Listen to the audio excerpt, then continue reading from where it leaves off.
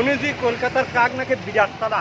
আমরা গ্রাম অঞ্চলের লোক, মায়ের দোকানের থেকে কচুরি সাংলা খালাম, দিয়ে দেখলাম বিরাট কাক উঠছে। এই কাক হাতের কাছে কাক নাকি বিরাট তালা, সত্যিকারের কাকের সাহস আছে। কাক হাতের কাছে এসেছে, কাক কথা শুনতেছে, খুব ভালো লাগলো।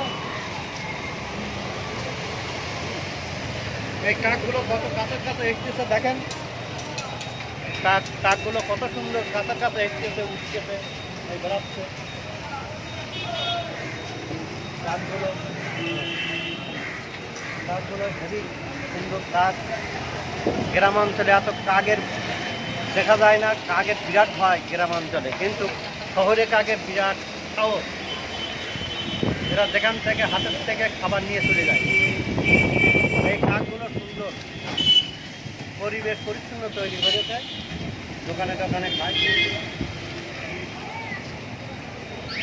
ওই কাকগুলো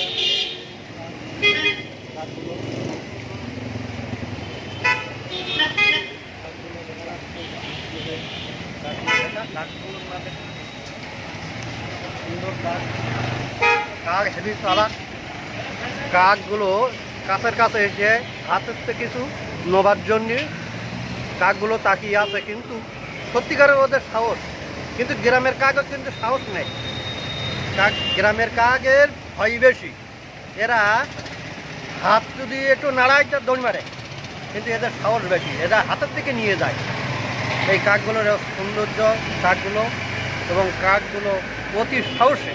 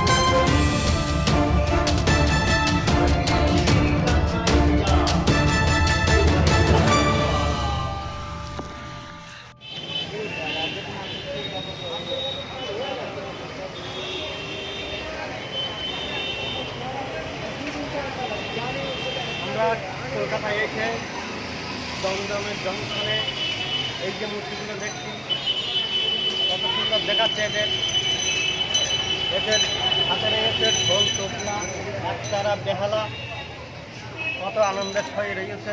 হ্যাঁ, এই যে দেখতে পাচ্ছেন ঢোল, এই একতারা, এই তবলা, গিটার কত সুন্দর বাজাচ্ছে। এই যে গিটারগুলো দেখতে পাচ্ছেন, এই গিটারিগুলো এরা হচ্ছে যে কবি শিল্পী, গীতিনাট্য, এরা এরা হচ্ছে যে হাটে বাজারে বড় বড় থিয়েটারে এরা গান বাজনা করে গ্রামগঞ্জে। এই যে থিয়েটার সুন্দর, ঠিক আছে, কত সুন্দর দেখাচ্ছে।